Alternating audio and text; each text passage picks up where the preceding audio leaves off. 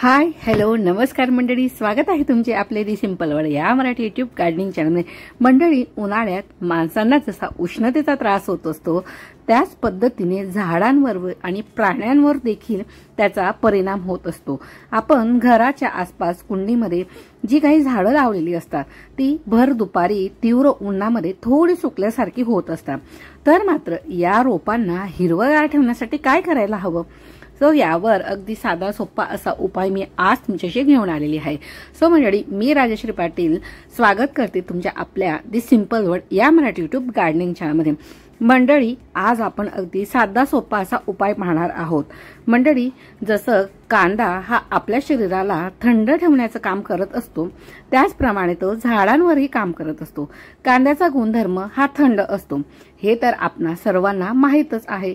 उष्णतेच्या विविध समस्यांवर कांदा हा गुणकारी आहे, त्यामुळे उन्हाळ्यात कच्चा कांदा हा जास्त प्रमाणामध्ये आपल्या आहारामध्ये तरी समावेश केला जात असतो।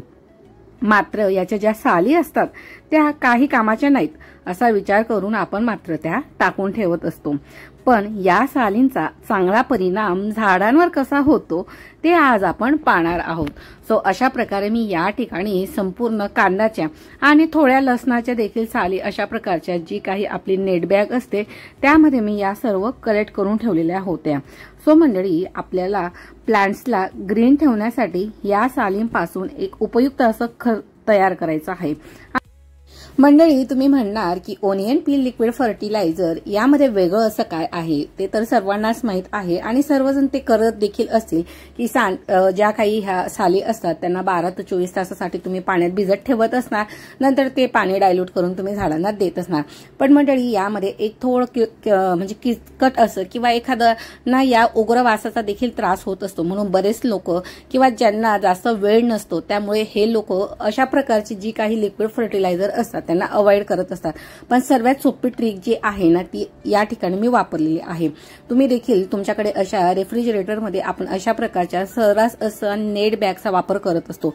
या नेट बॅग मध्ये तुम्ही अशा प्रकारच्या सगळ्या साली ज्या आहेत ना त्या तुम्ही कलेक्ट करून ठेवायच्या आहे, म्हणजे तुमचं जे काही फर्टिलायझर असतं त्याला फिल्टर करणं किंवा त्याला गाळण्याचं जे काही काम आहे ना ते या ठिकाणी वाचणार आहे। सो मंडळी, जर तुमच्याकडे ह्या अशा प्रकारची नेट बॅग नसेल तर तुम्ही मात्र या ठिकाणी कॉटनच्या पिशवीचा देखील वापर करू शकता।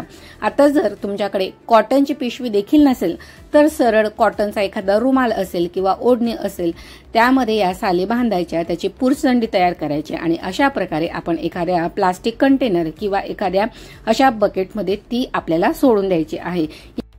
एवढी प्रोसेस झाल्यानंतरची यानंतरची जी आपली स्टेप असते ती म्हणजे जे लिक्विड फर्टिलायझर तयार झालेलं असतं त्याला आपण एखाद्या गाळणीच्या सहाय्याने गाळून घेत असतो किंवा कपडाच्या सहाय्याने गाळून घेत असतो, पण मात्र आपली ती स्टेप या ठिकाणी वाचत आहे। सो मंडळी, डिरेक्टली तुम्ही अशा प्रकारे जी काही पुरसंडी किंवा जी नेट बॅग आहे तिला सरळ पाण्यातनं जर तुम्ही बाहेर काढलं तर तुम्ही खाली पाहू शकतात की या ठिकाणी आपलं लिक्विड फर्टिलायझर हे रेडी झालेलं आहे। सो अगदी साध्या सोप्या पद्धतीने कुठल्या ही गोष्टीचा अगदी कमी वेळेमध्ये तुम्ही लिक्विड फर्टिलायझर हे तयार करू शकता। मंडळी, कांद्यांच्या सालीमध्ये फॉस्फरस, पोटॅशियम, मॅग्नेशियम आणि कॅल्शियम असते, जे मातीला निरोगी तर ठेवत असते आणि त्याने झाडे देखील मजबूत होत असतात। तसंच कांद्यांच्या सालीमुळे झाडांना कमी पाणी मिळाल्यावरही झाडांमध्ये पाण्याची जी कमतरता असते ना ती भासत नाही। याशिवाय खूप उष्णतेतही झाडे ही मात्र हिरवीगार आणि निरोगी राहत असतात। सो तुम्ही अशा प्रकारे या ठिकाणी पाहू शकतात की आफ्टर 12 आवर म्हणजे 12 तासानंतर अशा प्रकारचा जो लिक्विड फर्टिलायझर आहे त्याचा रंग हा डार्क झालेला आहे। त्यानंतर तयार झालेलं हे जे लिक्विड फर्टिलायझर आहे सो याचा वापर आपण कुठल्या प्रकारच्या झाडांना करून घेणार आहोत ते आता आपण पाहूया। मंडळी, हे खत तयार करत असताना आपल्याला थोडी काळजी घ्यायची आहे। यासाठी तुम्ही प्लास्टिक, काचचं कंटेनर देखील वापरू शकता किंवा प्लास्टिक जार वापरू शकता। मी या ठिकाणी अशा प्रकारे बकेटचा वापर केलेला होता। सो या ठिकाणी अगदी लाईट असा कलर जो आहे तो आपल्याला या ठिकाणी लिक्विड फर्टिलायझरचा दिसत आहे। मंडळी, आपण जर कॉटनची पिशवी वापरली असेल तर अशा प्रकारे ते संपूर्ण जे आहे ते फर्टिलायझर तयार झालेलं आहे। त्यानंतर या ठिकाणी मात्र ओल्या कांद्याच्या ज्या काही साली असतात त्या आपल्याला वापरायच्या नाही आहे। त्यामुळे कुजण्याची किंवा दुर्गंध येण्याची किंवा बुरशी अट्रॅक्ट होण्याची जी कॅपॅसिटी होत असते ती त्यामुळे तयार होत असते। सो आता मी ही नेटची पिशवी काढल्यानंतर तयार झालेलं हे जे काही लिक्विड फर्टिलायझर होतं ते मी आता अशा प्रकारच्या ज्या सीड्स ग्रो करायला ठेवलेल्या होत्या त्यांना मी देऊन घेणार होती। म्हणजे ह्या ज्या सीड्स होत्या त्या ग्रो झालेल्या होत्या आणि हे जे छोटे छोटे रोपटे होते हे अगदी नाजूक असे होते। सो यांच्यासाठी हे जे लिक्विड फर्टिलायझर आहे ते योग्यरित्या या ठिकाणी काम करणार आहे। सो यामध्ये थोडं मी प्लेन वॉटर देखील ऍड करून घेतलेलं होतं। प्लेन वॉटर ऍड करून डायल्यूट करून घेतलेलं होतं आणि अशा प्रकारे ज्या न्यूली सीड्स ग्रो झालेल्या होत्या किंवा मी ज्या कटिंग्स लावलेल्या होत्या त्यांना मी त्या आता देऊन घेणार आहे। उन्हाळ्यात अशा प्रकारचं फर्टिलायझर आपण जर अशा प्रकारच्या कटिंग्स असो किंवा सीड्सला जर दिलं तर त्याने झाडे ही लवकर ताजीतवाणी होत असतात आणि त्यांची ग्रोथ आणि त्यांचे जे रूट्स असतात ते देखील स्ट्रॉंग होण्यास मदत होत असते। सो मंडळी, आपण हे लिक्विड जे फर्टिलायझर आहे ना ते 2 स्टेपमध्ये यूज करून घेणार आहे। पहिलं जे आहे ते म्हणजे 12 तासानंतरचं। सो तुम्ही देखील ज्या न्यू कटिंग्स ग्रो करायला ठेवलेल्या असतील किंवा जे काही न्यू सीड्स ग्रो करायला ठेवलेल्या असतील तर त्यांना तुम्ही हे लिक्विड फर्टिलायझर वापरू शकतात, कारण की हे अजून लाईट फॉर्ममध्ये आहे। त्यानंतर जे आपण 48 म्हणजे 48 आवर्स नंतर किंवा 2 दिवसांनंतर ते लिक्विड फर्टिलायझर मी तसंच ठेवून घेतलेलं होतं, मात्र दिवसातून त्याला 1 ते 2 वेळेस त्यातून ते ढवळून घेत होती। सो दररोज ढवळल्यानंतर आपल्याला प्लॅन्टसाठी एक स्ट्रॉंग असं टॉनिक फर्टिलायझर या ठिकाणी तयार झालेला आहे। सो 2 दिवसानंतरचा हा जो आपला व्ह्यू आहे तो पाण्याचा असा आहे की जे आधीपेक्षा पाणी जे होतं ते छान प्रकारे डार्क झालेलं होतं।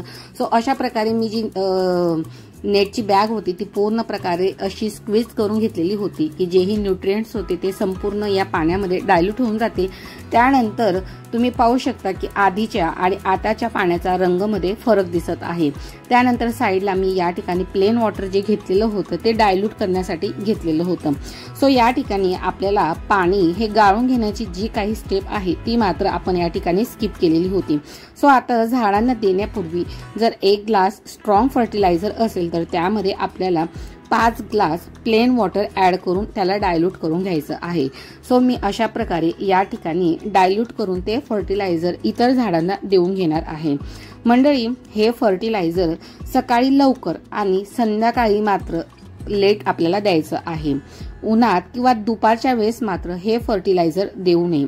उन्हाच्या काळात गरम जमिनीत खत दिल्यावर प्लांट्स हे जळू शकतात। सो तुम्ही या ठिकाणी पाहू शकता तयार झालेलं जे काही लिक्विड फर्टिलायझर होतं ते देखील मी आता हाफ क्वांटिटीमध्ये घेतलेलं होतं आणि त्यामध्ये आता संपूर्ण प्लेन वॉटर मिक्स करून घेतलेलं होतं।